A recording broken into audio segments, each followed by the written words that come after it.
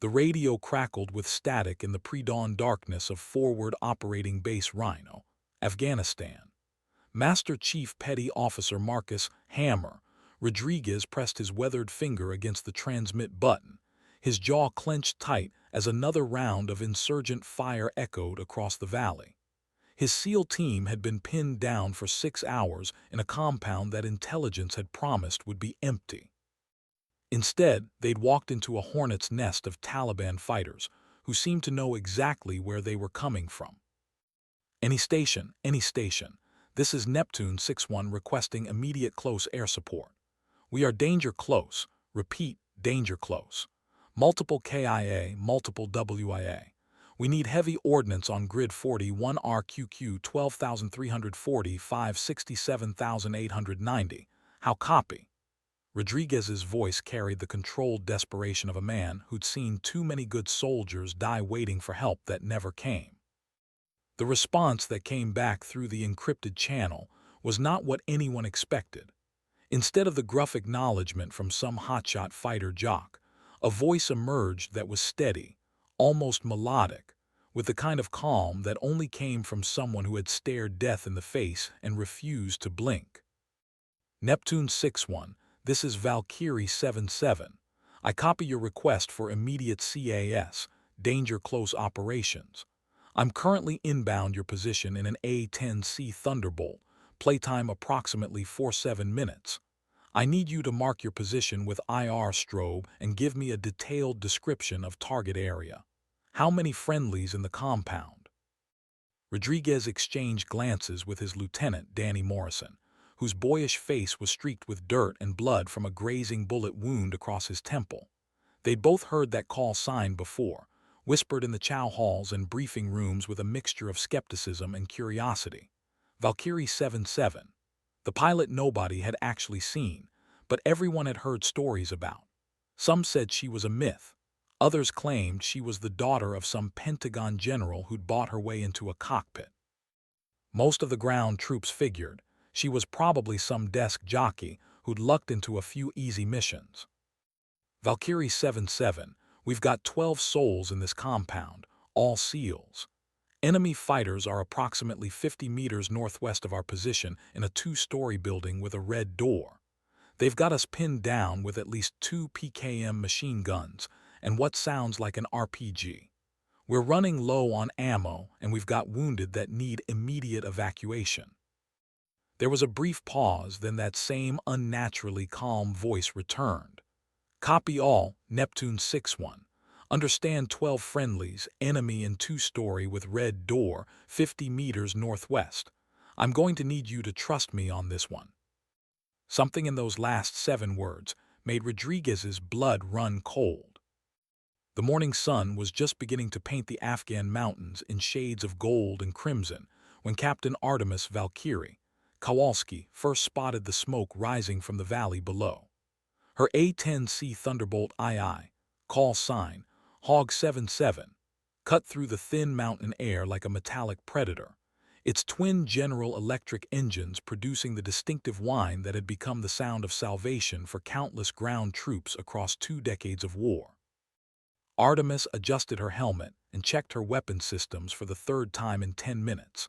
11 Maverick missiles, full load of 30 depleted uranium rounds for the GAU-8 cannon, and enough flares and chaff to handle whatever surface-to-air threats might be waiting in the valley.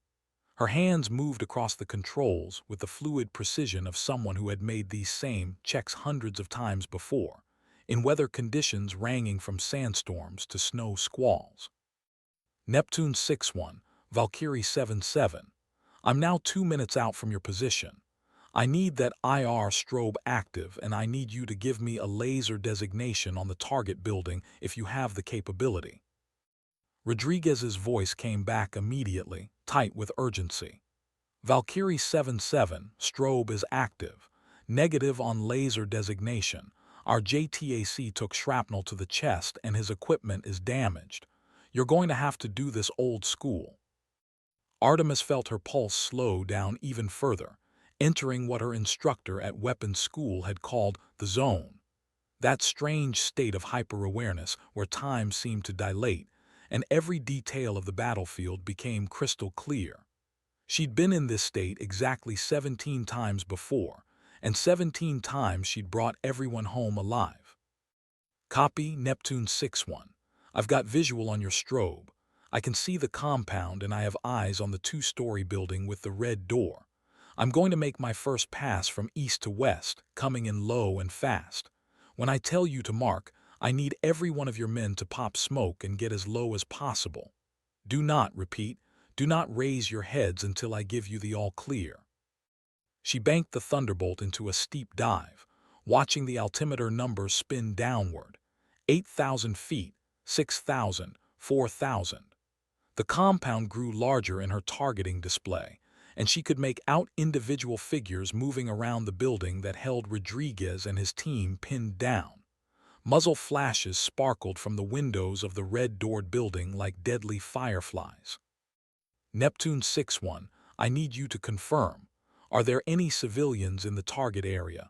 Any local nationals who might have gotten caught in this mess? Negative, Valkyrie 7-7. This is a Taliban staging area. Anything that moves in that building is hostile. Artemis's finger hovered over the trigger for her cannon. Mark your position now, Neptune 6-1. Mark, mark, mark. The first thing Master Chief Rodriguez noticed was how quiet it became. The insurgent gunfire that had been hammering their position for hours suddenly stopped, replaced by an ominous silence that seemed to press against his eardrums. Then came the sound, a low, throaty howl that started as a whisper and built to a roar that seemed to shake the very foundations of the compound. Jesus Christ, whispered Petty Officer Jackson, a 22-year-old sniper from Alabama whose hands hadn't stopped shaking since they'd taken their first casualty. What is that? Rodriguez knew exactly what it was. He'd heard that sound before in Fallujah, in Helmand Province, in a dozen other godforsaken places where American boys had found themselves outgunned and outnumbered. It was the sound of an A-10's GAU-8 cannon, firing 3,900 rounds per minute of 30 death. But he'd never heard it quite like this, controlled, precise, almost surgical in its application. Valkyrie 7-7's voice cut through the chaos with preternatural calm. Neptune 6-1, I'm coming around for my gun run. Keep your heads down and count to 10 after the firing stops before you move. The Thunderbolt materialized out of the morning haze like something from a fever dream, flying so low that Rodriguez could make out individual rivets on its titanium bathtub armor. It seemed impossible that something that size and weight could move with such precision, threading the needle between the compound where the SEALs were trapped and the building that held their tormentors. The cannon spoke for exactly 2.3 seconds, sending a stream of depleted uranium rounds into the red-doored building with pinpoint accuracy. The building didn't explode, it simply ceased. One moment it was there, windows glowing with muzzle flashes and insurgent fighters. The next moment it was a pile of rubble and settling dust. But that wasn't what left the SEAL team speechless. What left them speechless was what happened next. As the A-10 pulled up from its attack run, banking sharply to avoid a ridgeline that would have claimed a less skilled pilot, Rodriguez heard Valkyrie 7-7's voice again. But this time, it wasn't coming through the radio. This time, it was coming through a loudspeaker mounted on the aircraft itself, broadcasting on a frequency that every fighter in the valley could hear. This is Captain Artemis Kowalski, United States Air Force. I've just eliminated your fighting position, and I'm carrying enough ordnance to level this entire valley. You have 60 seconds to drop your weapons and surrender, or I'm going to turn this place into a parking lot. Your choice. The message was repeated in flawless Pashto, then in Dari, then in Arabic. Rodriguez stared at the retreating aircraft, his mouth hanging open. In 23 years of military service, he'd never heard anything quite like it. Lieutenant Morrison, still bleeding from his head wound, looked at his team leader with something approaching awe. Chief, did she just give them an ultimatum in 3 languages while pulling a 5G turn? Before Rodriguez could answer, White flags began appearing in windows throughout the valley. The silence that followed the ultimatum stretched for exactly 47 seconds. Master Chief Rodriguez counted each one, his eyes fixed on the circling A-10 that had just delivered the most effective psychological warfare operation he'd witnessed in over 2 decades of combat. Through his binoculars, he could see insurgent fighters emerging from buildings throughout the valley, their hands raised, weapons abandoned. Neptune 6-1, this is Valkyrie 7-7. I count approximately 30 enemy personnel surrendering. Do you have Pakistani or Afghan National Army units in the area to process these detainees? Rodriguez keyed his radio, still struggling to process what had just happened. Valkyrie 7-7, we've got Afghan National Army about 15 mics out. But I've got to ask, how the hell did you know they'd surrender? In my experience, Taliban fighters don't usually give up that easy. There was a pause, and when Artemis's voice came back, there was something different in it, not quite sadness, but a weariness that seemed to come from somewhere deep. Because I told them exactly who I was, Chief. And around here, that name carries some weight. What Rodriguez didn't know, what none of the SEALs trapped in that compound could have known, was that Captain Artemis Kowalski had been flying combat missions over Afghanistan for 3 years, and in that time, she developed a reputation among both American forces and the Taliban that bordered on legendary. The insurgents called her Malik Almont, the Angel of Death. They'd learned to recognize the sound of her engines, the precision of her attacks, and most importantly, they'd learned that when she made a promise, she kept it. 6 months earlier, she'd given a similar ultimatum to a group of Taliban fighters who'd been using a school as a weapons cache. They'd chosen to fight, and she'd systematically destroyed every building in their compound while leaving the school completely untouched, a feat of precision flying that required her to put her aircraft into angles and attitudes that violated half a dozen safety regulations. The video of that attack, recorded by a drone overhead, had become required viewing in Taliban training camps as an example of what American air power could do when properly applied. But the reputation hadn't come easy, and it hadn't come without cost. As Artemis banked her aircraft for another orbit around the valley, she found herself thinking about the letter folded in her breast pocket, the one from her younger brother Tommy, a Marine Corps corporal who'd been killed by an IED in Helmand Province 8 months ago. Tommy, who joined the Marines because his big sister was a pilot and he wanted to serve too. Tommy, who'd never gotten the chance to see her fly, never knew that the call sign Valkyrie had been his idea, suggested in a letter he'd written during boot camp. In Norse mythology, he'd written in his careful, earnest handwriting, the Valkyries chose which warriors would live and which would die in battle, but they also guided the souls of the fallen to Valhalla. I think that's what you do up there, Artemis. You decide who lives and who dies, and you make sure the good guys make it home. The memory threatened to break her concentration, but Artemis pushed it aside. There would be time for grief later. Right now, 12 American warriors were counting on her to get them home alive. Neptune 6-1, I've got a CASEVAC bird inbound your position. ETA 12 minutes. Dust-off will be on the north side of your compound. I'll maintain overwatch until your wounded are airborne. Rodriguez's voice came back filled with something that might have been gratitude or respect or both. Copy, Valkyrie 7-7. And Captain, thank you. I don't know how you did what you just did, but you saved 12 lives today. Artemis keyed her mic one final time before settling into her overwatch orbit. Just doing my job, Chief. Just doing my job. But even as she said the words, she knew they weren't entirely true. What she'd done today wasn't just a job. It was something deeper, something that connected her to every pilot who'd ever strapped on a pair of wings and flown into harm's way to bring their brothers home. It was the reason she'd chosen the call sign Valkyrie, and it was the reason she'd keep flying these missions until the war ended or until the war ended her. Below, the white flags continued to flutter in the Afghan morning breeze, and 12 American warriors prepared for the journey home. As the CASEVAC helicopter disappeared into the morning haze carrying the wounded SEALs to safety, Artemis found herself alone in the Afghan sky, her Thunderbolt's engines providing the only sound in a valley that had been thunderous with gunfire just an hour before. The contrast struck her as profoundly symbolic, how quickly violence could give way to peace, how fragile that peace actually was, and how many people had to risk everything to maintain that delicate balance. Bagram Control, this is Valkyrie 77 mission complete.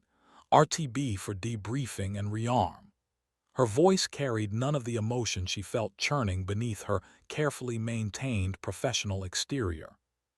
Valkyrie 77 Bagram Control. Copy mission complete. Be advised, you have a priority message waiting from CENTCOM. Recommend you contact operations immediately upon landing. Artemis felt a familiar knot form in her stomach. Priority messages from Central Command rarely brought good news, especially for pilots who had just completed a danger-close mission that resulted in 30 enemy personnel surrendering without a single American casualty. In the strange calculus of modern warfare, overwhelming success sometimes attracted more scrutiny than narrow failure. The flight back to Bagram Air Base gave her 43 minutes to think, 43 minutes to watch the Afghan landscape roll beneath her wings and contemplate the chain of events that had brought her to this moment. She'd grown up in a small town in Montana, the daughter of a Vietnam veteran who'd never talked about the war but who'd taught her to fly in a beaten-up Cessna when she was 14. She'd joined the Air Force not because she wanted to be a warrior, but because she wanted to serve something larger than herself. The irony wasn't lost on her that she'd become one of the most effective combat pilots in the theater by focusing not on killing the enemy, but on protecting her own people. Every mission she flew, every target she engaged, every tactical decision she made was filtered through a single question: how do I bring everyone home? That philosophy had served her well in Afghanistan, but it had also earned her a reputation among some of her fellow pilots as being too cautious, too unwilling to take the aggressive action that modern air warfare sometimes demanded. She'd heard the whispers in the squadron-ready room, seen the sideways glances when she'd turned down missions that seemed unnecessarily risky, or when she'd spend extra time studying intelligence reports that other pilots would have skimmed through. But today's mission would change that. Today, she demonstrated that there was a difference between being cautious and being precise, between avoiding risk and managing it effectively. The 12 SEALs who were now safely on their way to medical treatment wouldn't care about squadron politics or the opinions of pilots who'd never had to make a split-second decision that would determine whether American warriors lived or died. As Bagram Air Base appeared on the horizon, its runways shimmering in the heat of the Afghan morning, Artemis began her descent checklist with the same methodical precision she brought to everything else. But part of her mind was still back in that valley, still thinking about the moment when 30 armed insurgents had chosen to surrender rather than face her wrath. She thought about the power that represented, not just the technical capability of her aircraft or the precision of her weapons systems, but the psychological impact of a reputation built one mission at a time, one life saved at a time. It was a responsibility that she'd never asked for but had grown to accept as part of the burden of command. The landing gear extended with a satisfying thunk, and Artemis lined up her approach with runway 3. In a few minutes, she'd be back on the ground, back in a world of debriefings and paperwork, and whatever that priority message from CENTCOM contained. But for now, she was still airborne, still the guardian angel watching over a piece of Afghanistan where American warriors could sleep a little more soundly knowing that Valkyrie 77 was in the sky. The wheels touched down with barely a whisper, and another mission was complete. Captain Artemis Kowalski shut down her engines in the familiar embrace of Bagram's aircraft revetments, the smell of jet fuel and hydraulic fluid mixing with the omnipresent dust that coated everything in Afghanistan. Ground crew swarmed around her aircraft like worker bees, conducting post-flight inspections and preparing HOG 77 for her next mission. But Artemis's mind was already moving ahead to the priority message waiting for her in operations. She completed her post-flight checklist with the same methodical care she brought to everything else, then climbed down from the cockpit and began the long walk across the flight line. The Afghan sun was already brutal at 9:30 hours, and she could feel sweat beginning to form under her flight suit and body armor. Around her, the controlled chaos of a forward operating base in wartime played out in its familiar rhythms. Cargo planes arriving and departing, helicopters conducting training flights, maintenance crews working on aircraft that would be airborne again within hours. Major Patricia Wells was waiting for her outside the operations building, her expression unreadable behind military-issue sunglasses. Wells was the squadron operations officer, a former F-16 pilot who transitioned to a staff position after taking shrapnel in her leg during a Taliban rocket attack on Kandahar. She was also one of the few people in the squadron who understood what Artemis was trying to accomplish with her unconventional approach to close air support. "Captain, we need to talk. Priority message came in from CENTCOM about 20 minutes ago, and there's been some chatter on the intel channels about your mission this morning." Wells's voice carried a tension that Artemis had learned to recognize as the harbinger of either very good news or very bad news. They walked into the air-conditioned sanctuary of the operations center, where banks of computers displayed real-time intelligence feeds from across Afghanistan and Pakistan. The morning battle damage assessment photos from Artemis's target area were already up on one of the screens, high-resolution imagery showing the precise destruction of the insurgent position and the 30 white flags that had appeared throughout the valley. "Captain Kowalski, I need you to understand something," Wells began, settling into a chair behind her desk. "What you did this morning has attracted attention at levels far above our pay grade. That radio transmission you made, the one in 3 languages offering the insurgents a chance to surrender, it's been picked up by every signals intelligence asset in theater.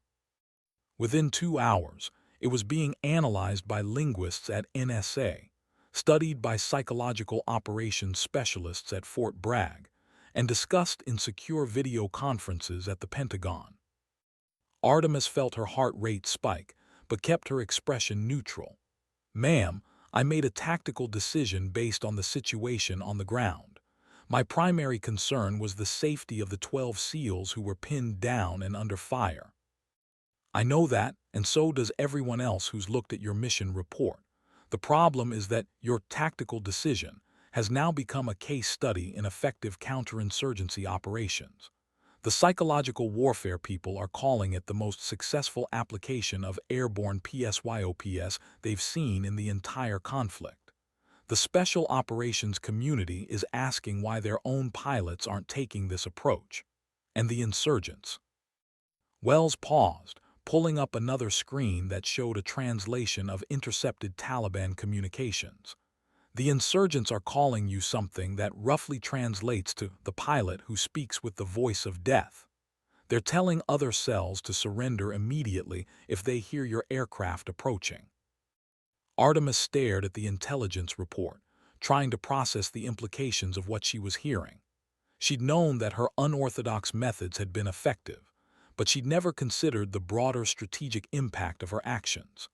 The idea that her voice, broadcast from an aircraft at 200 feet above ground level, could influence enemy behavior across an entire theater of operations was both humbling and terrifying. "Ma'am, what does this mean for me, for my mission assignments?"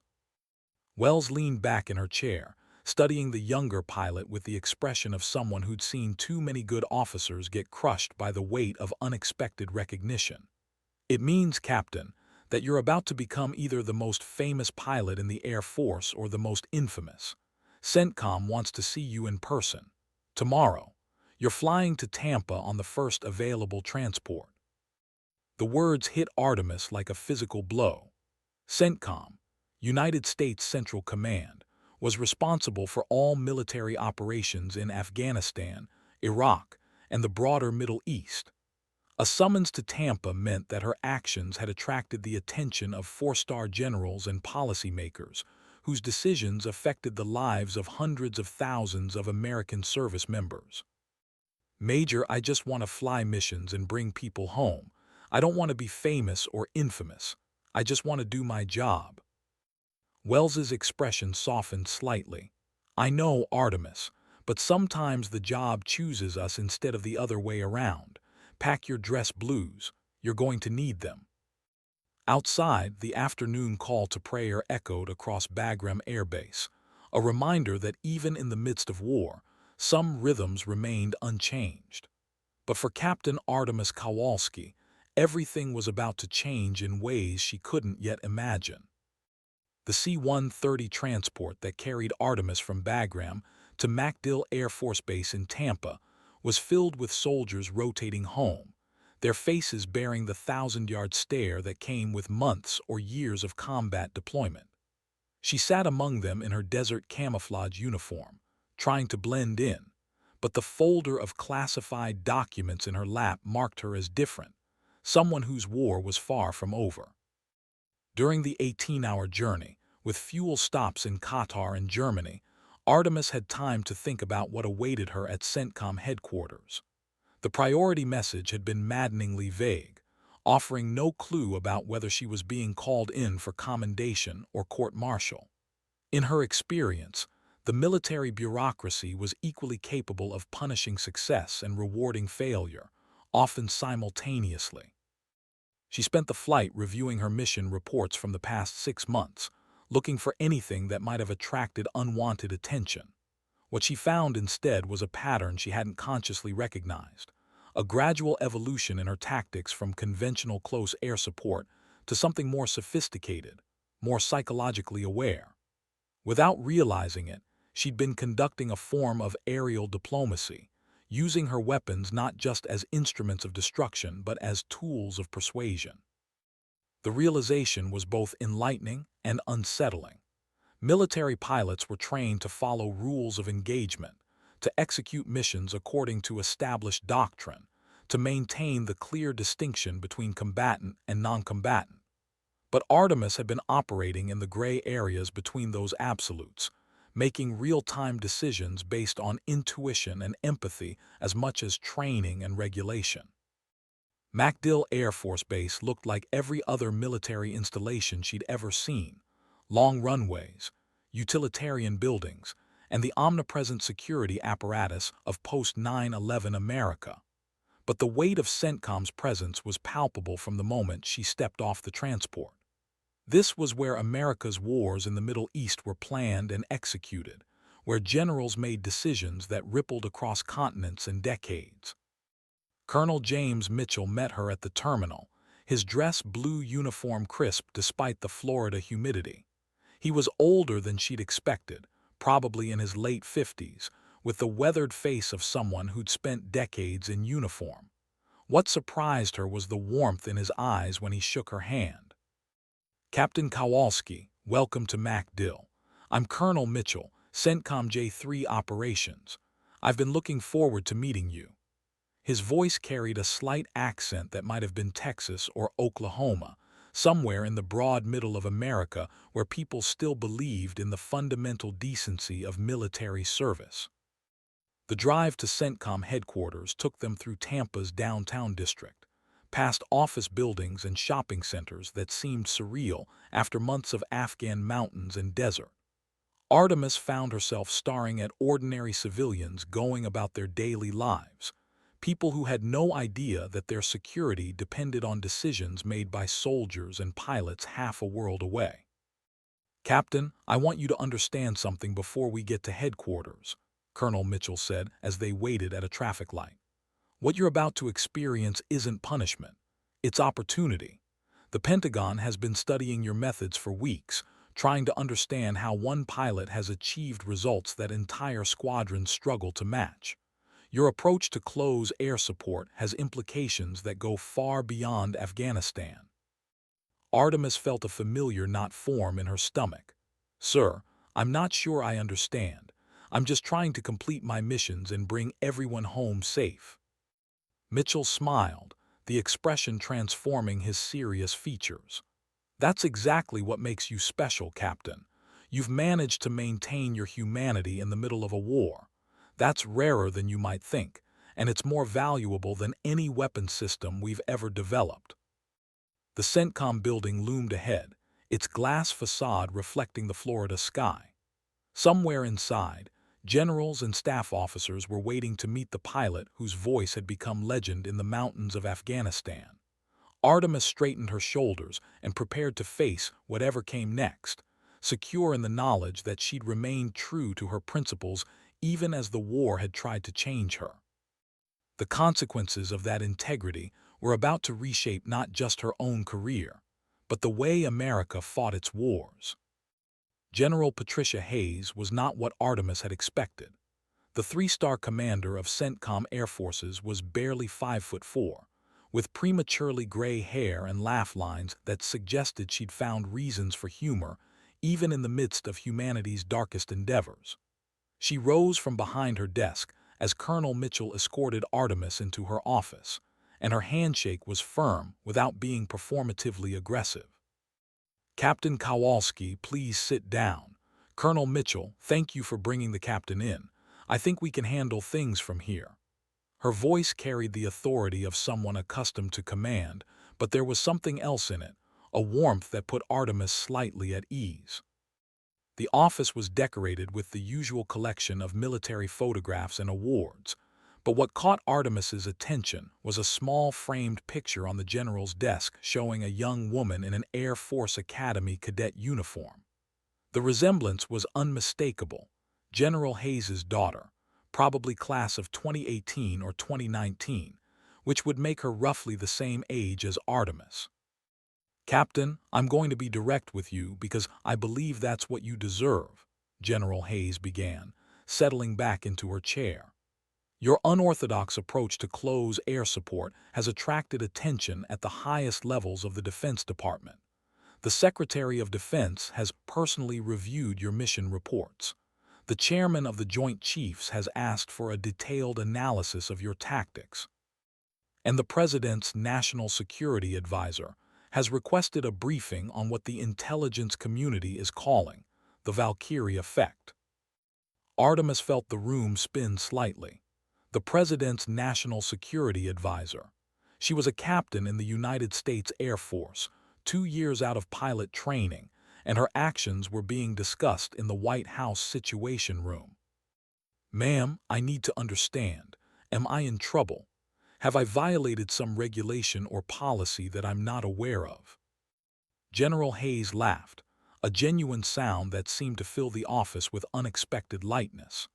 "Captain, you're in trouble the way a scientist is in trouble when they accidentally discover a cure for cancer. Your methods are being studied by everyone from the Air War College to the Rand Corporation. You've essentially invented a new form of warfare without realizing it." She pulled out a thick folder and opened it on her desk, revealing satellite photographs, transcribed radio communications, and what appeared to be psychological profiles. "Let me tell you what you've accomplished in the past 6 months. You've completed 43 close air support missions with 0 friendly casualties and 0 civilian casualties. The average surrender rate for insurgent forces you've engaged is 78%, compared to a theater average of less than 3%. Taliban communication intercepts show that entire cells are relocating to avoid areas where you might be operating. And most remarkably, you've achieved all of this while actually reducing the total amount of ordnance expended per mission." Artemis stared at the statistics, struggling to reconcile them with her own perception of her work. She'd simply been trying to do her job as effectively as possible, to bring everyone home safely while accomplishing the mission objectives her commanders had given her. "General, I don't understand how my approach is different from what other pilots are doing. I study my targets, I communicate with ground forces, I try to minimize collateral damage while neutralizing threats. Isn't that what we're all supposed to be doing?" General Hayes closed the folder and leaned forward, her expression becoming more serious. Captain, what you're supposed to be doing and what you're actually doing are two very different things. Most pilots see close air support as a technical problem. Identify target, acquire target, engage target, assess damage. You see it as a human problem. Understand the situation, communicate with all parties, offer alternatives to violence, apply precise force only when necessary. She stood and walked to the window that looked out over Tampa Bay, where civilian boats moved peacefully across water that had once been traversed by warships. The question now is what we do with this knowledge. Do we try to train other pilots to replicate your methods? Do we develop new doctrine based on your approach? Or do we recognize that what you're doing can't be taught because it comes from who you are rather than what you've learned? Artemis felt the weight of the general's words settling over her like a heavy blanket. She joined the Air Force to serve her country, not to revolutionize military doctrine or become a case study in psychological warfare. "Ma'am, what happens now? What do you need from me?" General Hayes turned back from the window, her expression carrying a mixture of respect and sympathy. "What happens now, Captain, is that you become the most important pilot in the United States Air Force, whether you want to or not."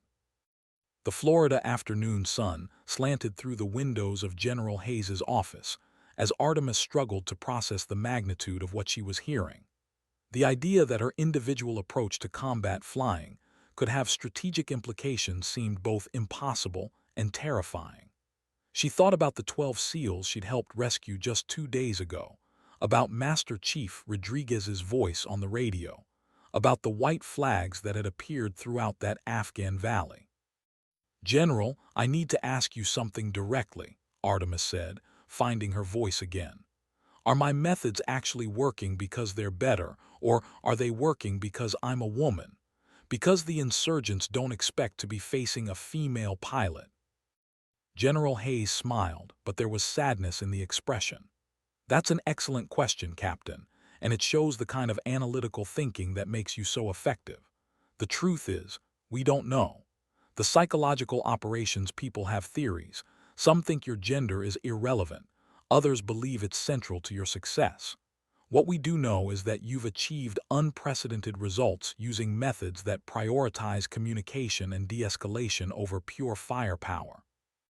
She returned to her desk and pulled out another document, this one bearing the seal of the Joint Chiefs of Staff. "Captain, I'm authorized to offer you several options for your continued service. You can return to Afghanistan and continue flying missions as you have been, but now with enhanced intelligence support and coordination with Special Operations Forces. You can accept a transfer to the weapons school at Nellis Air Force Base, where you'd help develop new close air support doctrine based on your methods.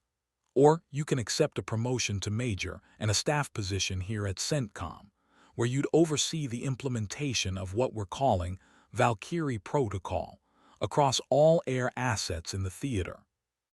Each option represented a different path forward, a different way of serving her country and her fellow service members. But Artemis found herself thinking not about career advancement or military doctrine, but about the letter in her breast pocket, the one from her brother Tommy that had inspired her call sign and her approach to warfare. "General, may I have some time to think about these options? This is all happening very fast, and I want to make sure I'm making the right decision for the right reasons." General Hayes nodded, her expression understanding. "Of course, Captain. Take all the time you need. But I want you to understand something. Regardless of which path you choose, you've already changed how America fights its wars. The question now is whether you want to be directly involved in that change or whether you want to let others implement what you've created." Outside the office windows, Tampa continued its daily routine, oblivious to the conversation taking place in a nondescript government building that was helping to shape the future of military conflict. Artemis thought about the warriors she'd left behind in Afghanistan, the SEALs and soldiers and Marines who were counting on air support to bring them home safely. The decision, when it came to her, was simpler than she'd expected. General, I want to go back to Afghanistan. I want to keep flying missions and bringing people home.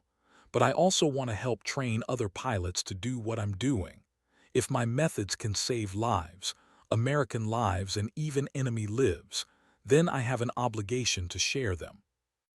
General Hayes smiled, and this time the expression reached her eyes. Captain, I was hoping you'd say that. Welcome to the most important mission of your career. That evening, as Artemis sat in the temporary quarters assigned to her on MacDill Air Force Base, she found herself staring at the letter from Tommy that had traveled with her across 2 continents and through dozens of combat missions. His words, written in the earnest handwriting of a young Marine who'd never gotten the chance to see combat himself, seemed more relevant now than ever. I think that's what you do up there, Artemis. You decide who lives and who dies, and you make sure the good guys make it home. She'd been doing exactly that, she realized, making decisions about life and death, but always with the goal of minimizing death and maximizing the possibility.